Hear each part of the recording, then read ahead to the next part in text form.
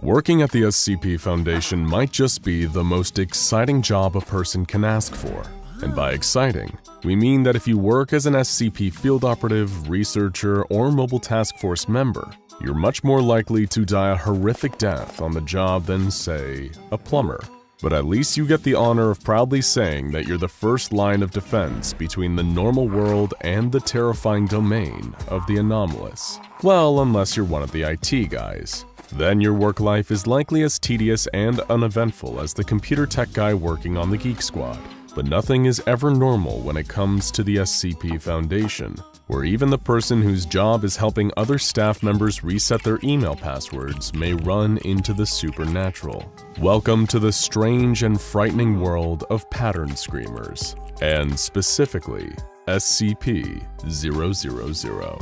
SCP-000 was first discovered completely on accident by technical researcher David Rosen, a man intrinsically connected to the pattern screamers lurking on the SCP Foundation computer database. Technical researcher Rosen is actually somewhat of a celebrity around the Foundation staff, due to the fact that he's so perfectly mediocre at what he does. His job as the glorified IT guy at the SCP Foundation was previously held by the more qualified researcher Patrick Gebhardt, but Rosen was called in to replace him after Gebhardt mysteriously disappeared while on the job.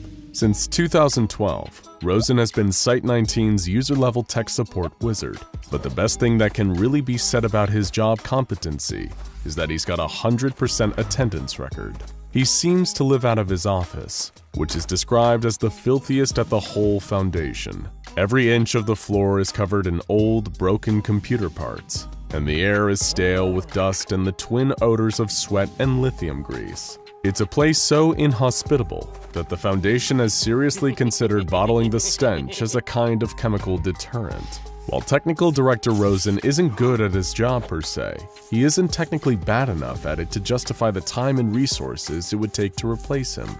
But the worst part about Rosen isn't his performance, it's his truly rotten attitude. He's universally described by his colleagues as being rude, grumpy, and combative, with patience that's far too short for someone working in tech support. And while Rosen does have a real fear that the ghost of researcher Gebhardt is stalking him, he was about to have his first actual brush with the supernatural. It all started when he began receiving automated repair tickets for SCP-000, a file that had no reason to exist. As any longtime follower of the SCP Foundation will know, the universal designation for the first cluster of SCPs to be discovered is SCP-001.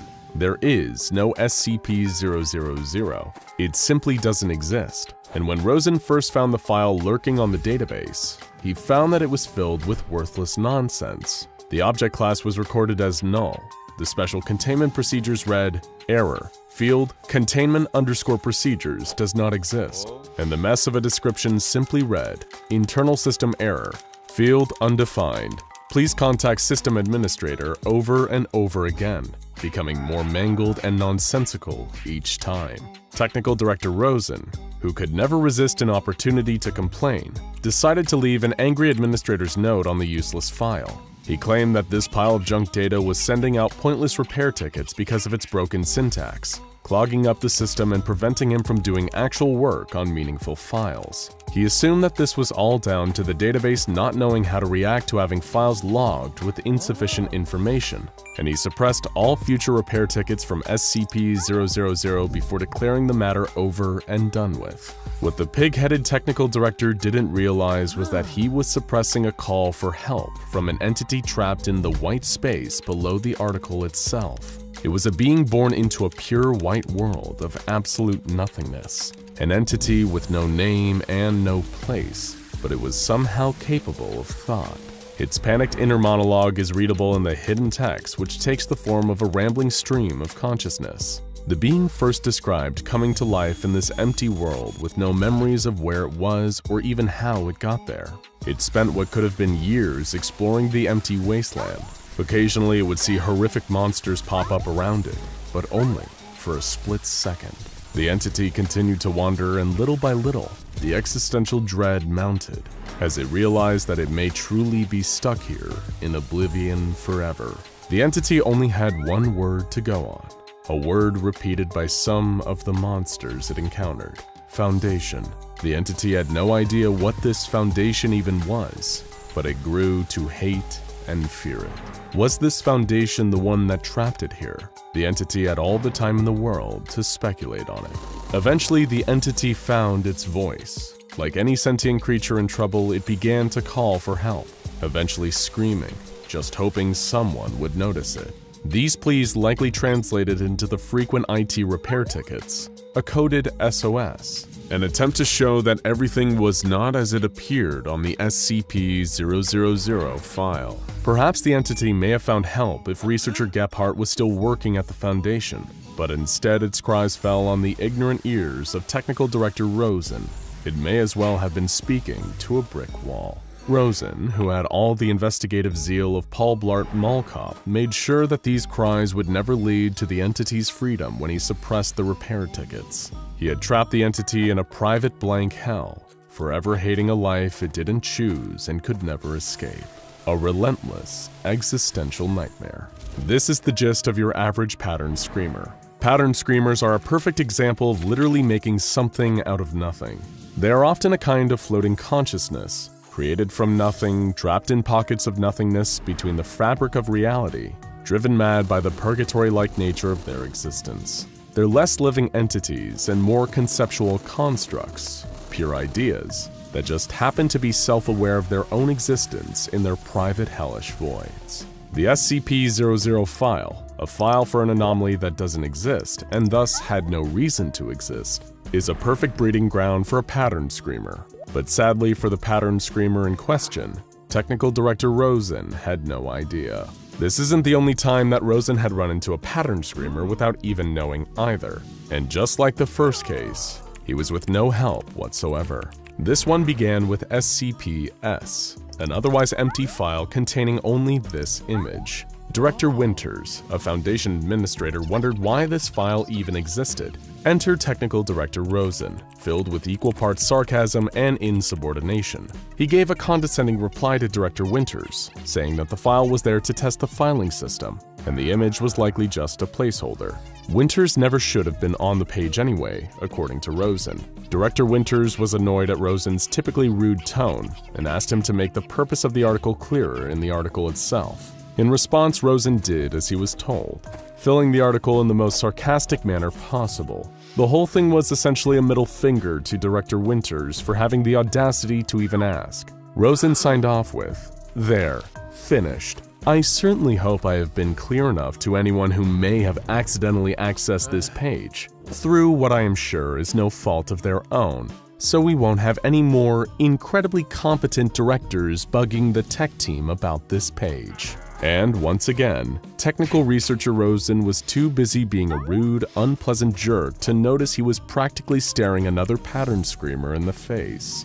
This pattern screamer, or rather hive of pattern screamers, were trapped even deeper than the one in SCP-000. This one was hidden in the very source code of SCP-S, where a chorus of enraged voices screamed the following: "Pretend, monster, just for a minute. Pretend you were the size of an amoeba, dwarfed by even the smallest of bugs. Pretend you didn't hold the world in a glass cage. Pretend you were the one being held by something greater than yourself. Would you still be laughing at your triumphs? Would you still feel pride in what you were, even as pitifully small as you would be? Of course you would, because you are arrogant and stupid. If you haven't guessed yet, we hate you."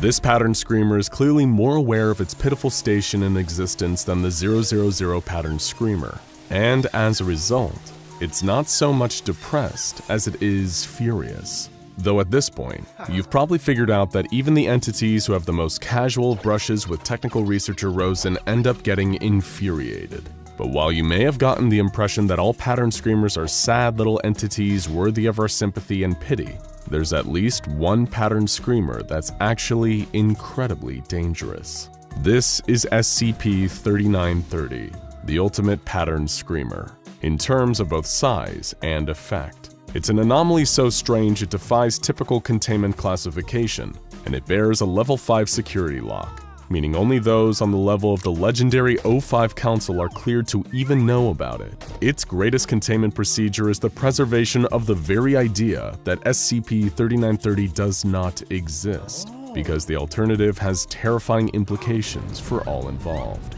SCP-3930 is a 1-kilometer area in Russia that is filled with non-existence. To even call it a white void would be inaccurate, because it implies the existence of the color white and the existence of the concept of a void. Nothing exists within SCP-3930, and anyone who directly observes 3930 runs the risk of actively increasing its power. That's why special containment procedures dictate that anyone who observes 3930 must be forced to walk into it afterwards, which results in them ceasing to exist. They're destroyed on the deepest level that anything can be destroyed. The very idea of them ceases to be. Another reason that SCP-3930 is so special is that because it's the largest area of nothing in existence interacting directly with our reality, it's the only place that a huge number of pattern screamers can be directly observed by humans. They're described as being like sentient hallucinations. One researcher suggests that these pattern screamers are created by the way the psyche shatters when brought into contact with raw, true nothingness. The nothingness acts like a hateful mirror to our worst thoughts, reflecting them back at us in the forms of restless screamers. Regardless of what they actually are, one thing is for sure. Coming into direct contact with one of these screamers is a harrowing experience. In the end, it just goes to show that pattern screamers are a complex entity. They can range from microscopic to massive, from pitiful to downright terrifying. And the sad result is that, in either case, nothing can really be done to stop them. It's just as impossible to stop the nothingness existing in SCP-3930 as it is to save the entity trapped in the white spaces of SCP-000. Maybe the best option is to actually be more like Technical Director Rosen. Keep your head down, focus instead on your own petty worries, and bask in the warm bliss that can only come with having no idea what you're dealing with. The one downside is that this may make you a pretty lousy IT guy. Now check out SCP-5000Y, the full story compilation, and SCP-001, Which is the Real 001, for more fascinating mysteries from the SCP Foundation.